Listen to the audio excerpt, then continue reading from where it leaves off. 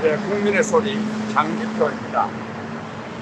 오늘은 제가 김연철 통일부 장관의 사퇴를 촉구하는 1인 시위를 정부 종합청사 통일부 앞에서 한 지 5회째 됩니다. 그동안에 많은 분들이 특히 제 건강을 걱정해 주실 때 대해서 감사드립니다. 그리고 저도 내일 토요일날 집회가 있습니다. 그래서 오늘 저녁 때까지만 내일 오후 9시부터 내일 6시까지 오늘 저녁 때만 오늘 오후 6시에 이런 식으로 끝내를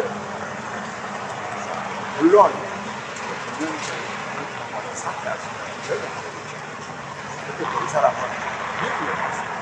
미국에 가서 정의 대표들한테 격렬한 저항을 받으면서 신문에 봤습니다. 네. 고맙습니다. 심지어 살인마라는 소리까지도 듣고 있던데 국내에서는 듣지 못했던 말이에요. 진짜 그런 말을 들으면 안 됩니다. 왜냐하면 북한으로 사람을 16명을 죽였다는데 저는 사실 죽였는데도 저는 확신하지 않습니다. 안 하지만 어쨌든 김영철 통일부 장관 말로는 16명을 죽였다고 하니까 그런 사람을 북한으로 돌려보내면 그대로 죽죠. 말하면 사형당하겠죠. 거의 뭐 사형도 아니고 그냥 적결 책임될지도 모르겠어요. 그러나 이번에는 아마 그런 사람들을 북한 정권이 금방 죽이지는 못하지 않을까 하는 이런 생각이 듭니다. 그런 죽이지 못하는 데는 남한에서도 굉장한 비난이 있고 국제사회에서도 UN 인권위원회에서도 그리고 또 엠네스티 북한 항의를 하고 있기 때문에 쉽게 죽이지 못하리라 저는 그런 생각을 합니다. 그러나 결국은 그 사람은 그냥 죽이가 없죠. 그리고 또 김연철 통일부 장관은 미국에 왜 갔는가 하면 금강산 관광이 재개될 수 있도록 마련됩니다. 미국 정부가 허락하도록 해달라는 그런 뜻으로 갔다 오습니다. 금강산 관광이 재개될 수 있도록 노력합니다. 참 잠꼬대 같은 국민들 금강산 관광 개성공단을요 마치 북한은 원하는데 우리 남한 유엔의 제재 때문에 허락하지 아니해서 안 되는 것처럼 생각하는 경향이 있는데 그것은 제가 볼 때는 옳지 않습니다. 북한에서 원하지 않습니다. 북한에서 금강산 관광 하루에 3,000명씩 1년 내내 가봐야 30만 명이면 1인당 그 관광료를 100달러 썼기 때문에 1년에 3천만 달러에 되거든요. 북한에서 그 3천만 달러 돈 벌기 위해서 남한 사람들이 매일 금강산에 가서 사는 그런 모습을 그 북한 인민들에게 보이겠습니까? 그래서 그 돈 3천만 달러 벌고 북한 인민들에게 남한에 대한 동정심을 불러일으키는데 그걸 왜 합니까? 그래서 일부러 저 금강산 관광을 중단시키기 위해서 그 가광자식을 그거를 사살합니다. 북한에서 스스로 금강산 관광 오지 마라 이렇게 하면 마치 북한에서 남북관계가 좋아지는 것을 원하지 북한에서 바라는 것처럼 보이기 때문에 언제라도 남북관계 단절의 그 원인과 책임이 남한에 있는 것처럼 하기 위해서 그걸 사살한 겁니다. 만약에 그것을 그 사람 한 사람 가광자식 사살했는데도 불구하고 남한에서 계속 관광을 갔다면 한 사람이 아니라 한 서너 사람 죽었을 거예요. 결국 못 오게 합니다. 그래서 못 오게 북한에서 원하지 않는 건데 걸핏하면 금강산 관광 재개하거든요. 물론 작년 문재인 대통령이 평양에 가서 김정은 위원장과 남북 정상회담 했을 때도 앞으로 금강산 관광이 재개될 수 있도록 한다는 합의사항이 있어요. 그러나 그거는 새빨간 거짓말입니다. 즉 김정은이가 거짓말입니다. 무슨 말이냐? 그때는 어쨌든 미국의 제재로부터 좀 벗어나 보기 위해서 남북관계가 좋아지게 하기 위한 것으로 그렇게 한 거지, 그거는 그 실제로 금강산 관광이 재개되도록 하려고 했던지 아닙니다. 그렇긴 하여 북한이 금강산 관광이 재개되기를 원했다면 이명박 정부 때 또 박근혜 정부 때 재발 방지만 약속하면 금강산 관광 재개됐을 것 아닙니까? 재발 방지는 당연히 약속을 해야 되는 거죠. 근데 왜 약속하지 않느냐? 오지 말라는 겁니다. 지금 개성공단도 마찬가지입니다. 우리 남한 사람들은 너무너무 돈을 좋아한 나머지 북한에서 금강산 거 다른 것도 아니고 구경 좀 시켜주고 1년에 3천만 달러나 벌면 큰 소득 없냐? 왜 안 하려고 그러겠느냐? 그거는 잘못된 생각입니다. 안 합니다. 돈 3천만 달러 벌고 북한 인민들로 하여금 남한에 대한 동정심을 갖게 하면 되겠습니까? 우리 국민들 가운데 1년에 30만 명 해봐야 100분의 1도 안 됩니다. 그러나 북한 사람들이 볼 때는 완전히 그냥 남한 사람들은 얼마나 잘 살길래 맨날 금강산에 와서 살고 있느냐 하는 이런 생각이 들 것 아닙니까? 그래서 금강산 관광이 중단된 겁니다. 따라서 김연철 장관이 미국에 가서 금강산 재개되도록 노력하겠다 해봐야 그건 도대체 정체를 모릅니다. 이와 관련해서 오늘 아침 보도에 의하면 문재인 정부가, 특히 문재인 대통령이 문재인 대통령 모친 상에 대한 김정은 위원장의 조문이 아니라 조의문이죠.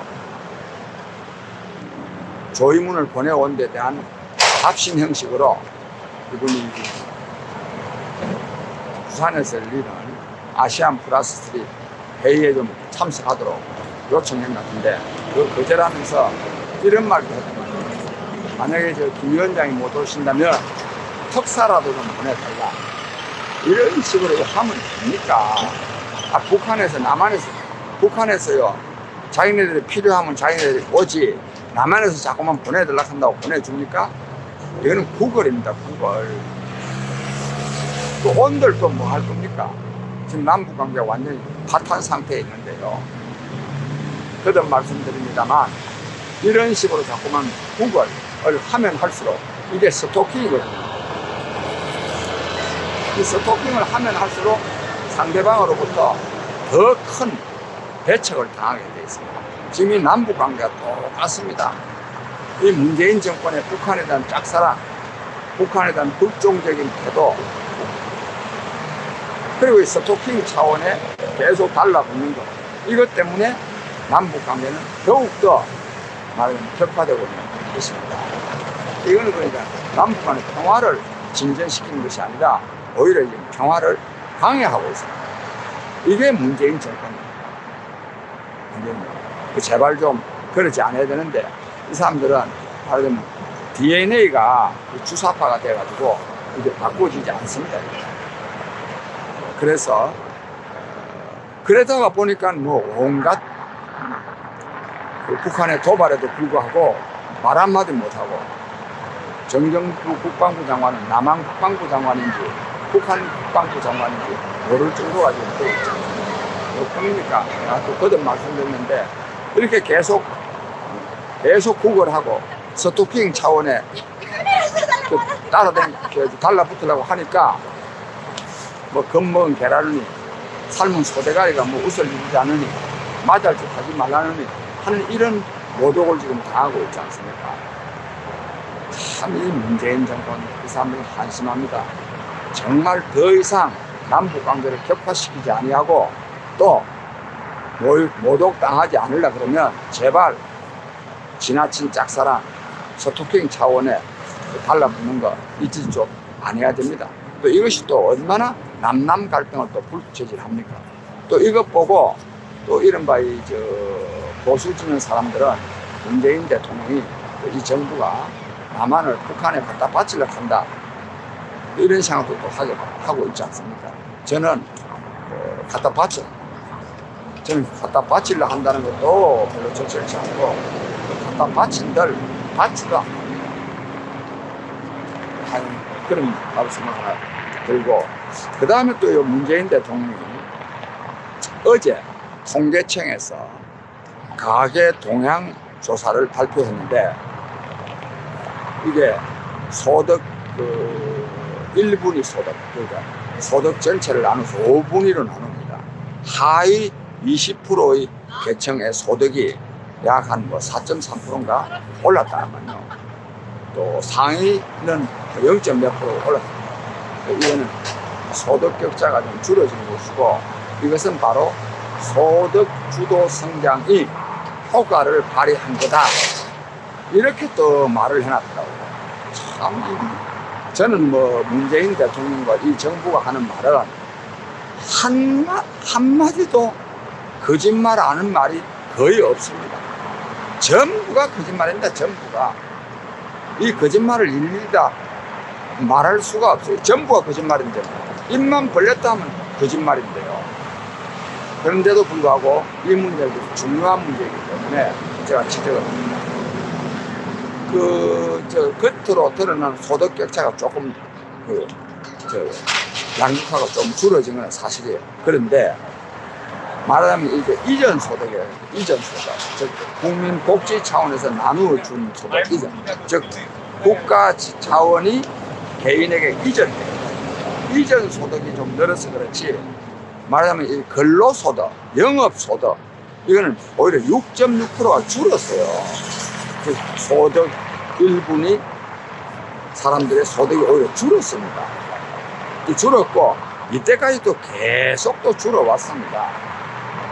근데 조금 미세하게, 말하자면 돈을 많이 풀어가지고, 말하자면 세금을 많이 풀어가지고, 이전 소득을 좀 늘어나게 해서 조금 줄어지는데, 이걸 가지고 또 난데없이 소득주도 성장이 아주 효과를 발휘하고 있다.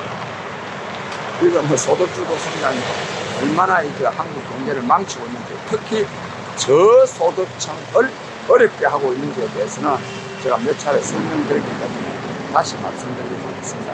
근데 이처럼 문재인 대통령은 그야말로 기회만 있으면 헛소리를 하는 거예요. 국민 여러분, 이 사람들은 정말 자기네들이 무엇을 잘못하는지를 모릅니다. 이 사람들만 그런 게 아닌데, 문재인 대통령만 그런 것이 아니라 이 정권 담당자들 전부가 그렇습니다. 그럼 정권 담당자들만 그러냐? 이 정권 지지자들도 그렇습니다. 조국이 같은 사람이 뭘 잘못했느냐고 말하는 사람들 아닙니까? 조국이를 수호해야 된다고 하는 사람들 아닙니까? 또 검찰개혁 등등에 관련해서도 검찰개혁 해야 되는 게 있죠.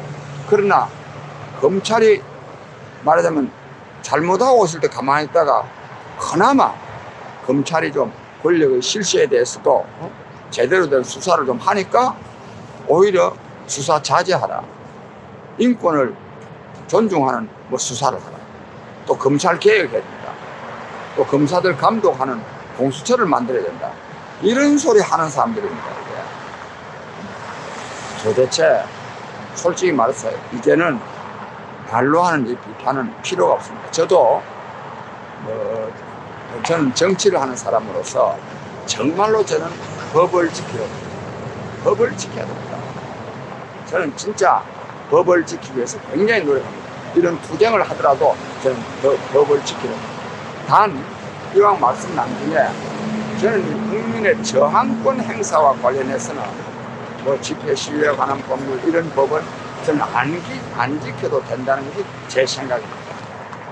그러니까 법을 다 안 지켜야 되는 것이 아니라 저항권을, 국민 저항권은 이는 헌법 정신이지 실정법에는 국민 저항권이라는 게 없습니다. 즉 국민이, 말하자면 국정운영 담당자가 나라를 망치고 있을 때 나라의 주인인 국민이 나서서 이런 정권은 물러나게 하기 위한 투쟁, 이게 저항권 행사입니다. 이 저항권 행사에는 실정법, 뭐 집회 시위에 관한 법률, 예를 들면 마이크 장치가 너무 데시벨리가 높다, 이런 거 지킬 필요 없다고 저는 생각합니다. 이건 저항권입니다. 그러나 그 밖에는 저는 철저하게 법을 지킵니다. 법을. 그런데 이와 관련해서 혹도 저 이력을 아는 사람들 중에 장기표 씨야말로 옛날에 재판도 거부하고 법 안 지킨 사람 아닙니다. 군사 독재 정권 하에서는요, 저는 그 법을 다 지키면 군사 독재 정권 못 묻지. 그것도 저항권이고, 그때도. 그래서 저는 법을 지키지 않았어요. 저는 그래서 검찰청에 가서 초기에는 수사받은 일도 있지만 나중에는요, 제 이름자도 안, 저 조설 기록에 저 이름도 하나 안 썼습니다. 일체 제가 수사 거부했습니다.